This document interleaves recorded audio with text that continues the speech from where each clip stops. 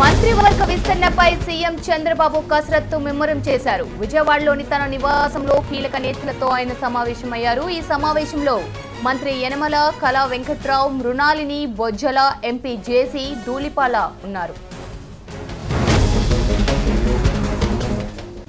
ఇక దీనిపై మరింత సమాచారం మా రిపోర్టర్ మున్రాజ్ అందిస్తారు. మున్రాజ్, చెప్పండి, ప్రస్తుతం మంత్రివర్గ విస్తరణపై సీఎం చంద్రబాబు భేటీ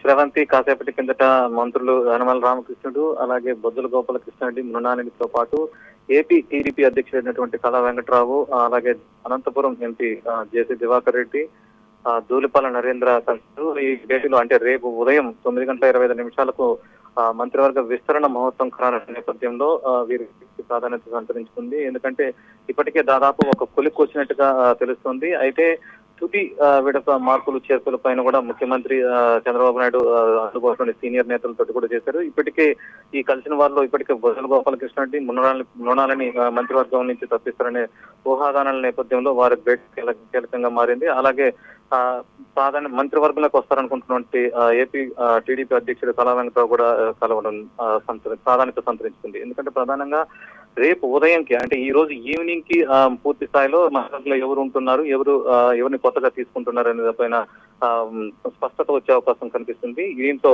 ఎందుకు తీసేయాల్సి వస్తుంది, ఎందుకు వీళ్ళ ప్లేస్ లో కొత్త వారిని తీసుకుంటున్నదని కూడా వివరించే అవకాశం. ఎందుకంటే చాలా ఏళ్ల పాటు వీళ్ళంతా కూడా సీనియర్స్ ఉండడం కొనసాగుతున్నారు పార్టీలో. వీరి అందువల్ల ఎవరు కూడా హర్ట్ కాని విధంగా పార్టీ ప్రయోజనాల కోసం 2019 ఎన్నికలే గెలుపు లక్ష్యంగా ఈ మంత్రివర్గ విస్తరణ చేస్తున్నారనేసి ముందే చంద్రబాబు నాయుడు ప్రకటించడంతో ఎవరిని తీసేస్తున్నాం, ఎందుకు తీసేస్తున్నాం దాన్ని కూడా ఇప్పటికే స్పష్టించారు. దీనికి ఇప్పటికే రంగంలోకి కేంద్ర మంత్రి సుజనా చౌదరి అలాగే ఇతర సీనియర్లంతా కూడా తొలగిస్తున్నటువంటి మంత్రులకు ఎందుకు తొలగిస్తున్నారు, ఏ విధమైన ప్రాధాన్యత ఇవ్వబోతున్నాం అనే దాని మీద ఇప్పటికే స్పష్టత ఇచ్చినట్టు కూడా తెలుస్తుంది.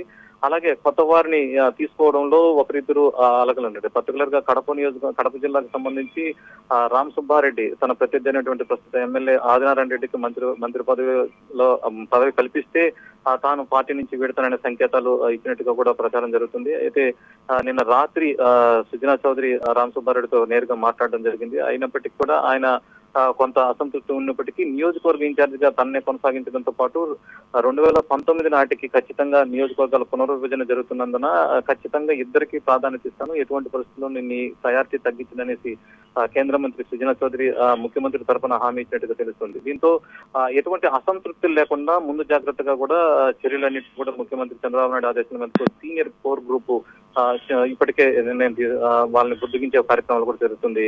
Sravanthi. Right, thank you Munraj.